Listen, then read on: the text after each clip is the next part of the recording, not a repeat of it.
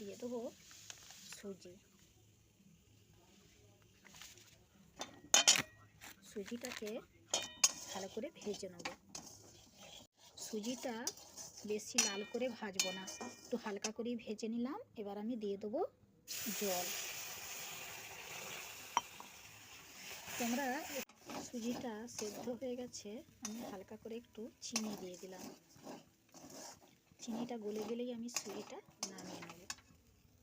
এবারে আমি কড়াতে কিছুটা গাই দুধ আর কিছু আমল দুধ মিক্সড করে একটু ফুটিয়ে ঘন করে নেব। দুধটা ফুটে অনেকটাই ঘন হয়ে গেছে। এবারে আমি দিয়ে দিচ্ছি অল্প করে একটু চিনি। যে যেমন মিষ্টি খায় সেরকম চিনি দেওয়াই ভালো। আমি একটু অল্প করেই মিষ্টি দিলাম। আর এখানে সুজিটা আমি পিস করে কেটে নিয়েছি। এবারে আমি সুজির পিসগুলো এক এক করে এই দুধের মধ্যে দিয়ে দেবো।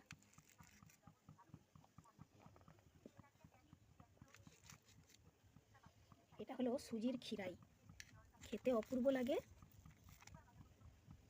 এতে একটু কাজু আর কিশমিশ দিলে আরও ভালো হবে। একটু কিশমিশ দিয়ে দিয়েছি আর একটা গরম মশলার মুখ ফাটিয়ে দিয়ে দিলাম। নামিয়ে নিলাম সুজির খিরাই।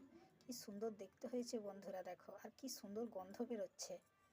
তোমরাও এভাবে তৈরি করে দেখবে। সুজির খিরাই দেখতেও কত সুন্দর আর খেতেও কত সুন্দর।